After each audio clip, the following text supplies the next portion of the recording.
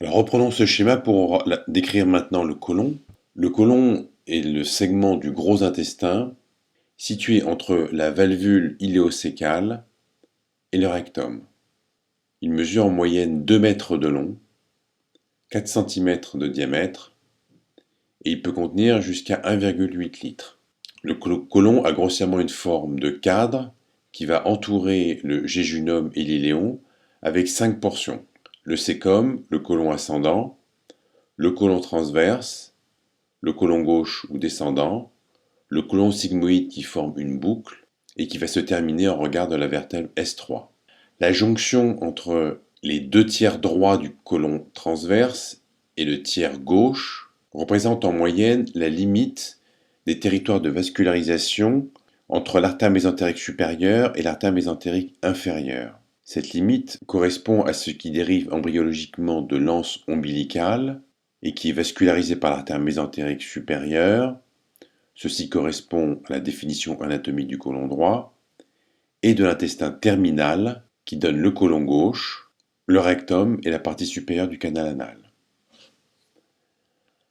Alors le côlon commence dans la fosse iliaque droite par le cécum et l'appendice. Il se poursuit par le côlon ascendant qui va du flanc droit à l'hypocondre droit. Sous le foie, il s'infléchit vers la gauche, il forme d'ailleurs une empreinte sur la face inférieure du foie, et se poursuit par le côlon transverse qui se poursuit jusque dans l'hypocondre gauche, sous la rate, pour former l'angle colique gauche ou angle splénique qui est plus haut que l'angle colique droit. Celui-ci se poursuit par le côlon descendant dans le flanc gauche jusqu'à la fosse iliaque gauche.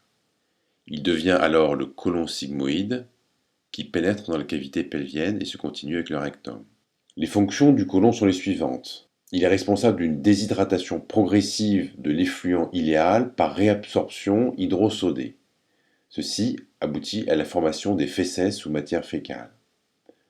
Le côlon réabsorbe certaines vitamines, notamment la vitamine K. Enfin, il abrite le fameux microbiote intestinal qui assure des fonctions de fermentation permettant de récupérer l'énergie, notamment à partir des glucides non absorbés dans le grêle. Les fonctions du microbiote intestinal commencent seulement à être connues, il pourrait jouer un rôle dans de nombreuses fonctions vitales. La paroi colique est constituée d'une muqueuse, avec un épithélium, une membrane basale, un chorion, une musculaire muqueuse, d'une sous-muqueuse, d'une musculeuse et d'une sous-séreuse. Contrairement à l'intestin grêle, la muqueuse colique n'a pas de villosité, elle a uniquement des cryptes ou des glandes de Lieberkühn. La couche musculaire longitudinale externe du côlon est discontinue et se concentre en 3 bandes épaisses que l'on appelle aussi ténia coli, allant du cécum à la charnière recto-sigmoïdienne. Il y a une bandelette antérieure et 2 bandelettes postérieures. Ces 3 bandes coliques convergent vers la base de l'appendice. C'est un repère important lorsque l'on effectue une appendicectomie. En effet, l'inflammation est parfois tellement importante que l'appendice n'est pas trouvable. Le seul repère vraiment fiable pour mener à l'appendice est alors représenté par ces bandes épaisses que l'on va identifier dans une zone saine et suivre progressivement jusqu'à ce que l'on arrive à l'appendice. Enfin, la couche musculaire circulaire interne présente des épaississements réguliers que l'on nomme les ostras qui vont former une succession de petites chambres séparées par les ostrations. On les voit sur ce schéma. On parle de ostration colique. Comme nous l'avons dit, la vascularisation colique provient des artères mésentériques supérieures et inférieures. Je ne reviendrai pas sur la description de l'artère mésentérique supérieure. Retenez simplement cette présence d'une arcade bordante de Riolan résultant de l'anastomose entre les branches terminales de l'artère mésentérique supérieure et l'artère mésentérique inférieure. Ces artères cheminent bien évidemment dans le mésocôlon. Il existe des artères inconstantes, comme l'artère colique moyenne, et une artère appelée colica media qui va vasculariser le côlon transverse. Les veines coliques sont satellites des artères et se jettent dans les veines mésentériques supérieures et inférieures pour joindre la veine porte. Le drainage lymphatique est important à connaître parce que le cancer du côlon est l'un des premiers cancers de l'homme. Il existe 3 groupes de lymphoneux le long des artères jusqu'à leur origine. Des lymphoneux épicoliques au contact de la paroi intestinale, se poursuivant par des lymphonoeux paracoliques au contact de l'arcade bordante, puis des lymphonoeux intermédiaires le long des pédicules, principaux à l'origine des artères coliques, et enfin centraux, c'est-à-dire autour de l'aorte et de la veine cave inférieure. L'innervation du côlon est double, elle est intrinsèque et extrinsèque. L'innervation extrinsèque est assurée par le plexus solaire et le plexus mésentérique supérieur et inférieur. Elle contrôle l'innervation intrinsèque, celle qui est responsable du péristaltisme.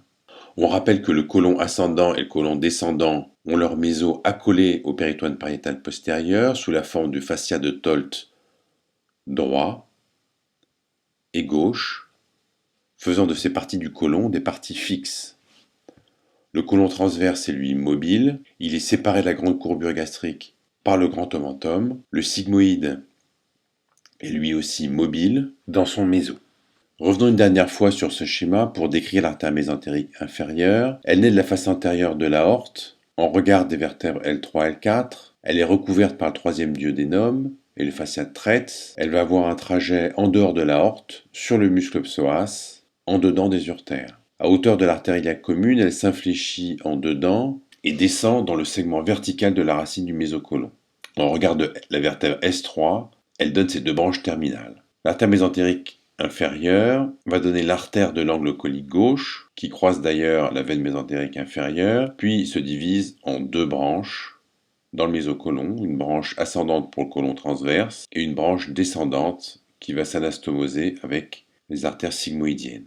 L'artère mésentérique inférieure va aussi donner le tronc des artères sigmoïdiennes avec des artères sigmoïdes inférieures, moyennes, supérieures qui vont s'anastomoser entre elles pour participer à l'arcade bordante, et l'artère sigmoïdienne inférieure va s'anastomoser avec l'artère rectale supérieure qui est la branche terminale pour former ce qu'on appelle la sigmoïda imma, anastomosant donc les artères sigmoïdiennes aux artères rectales.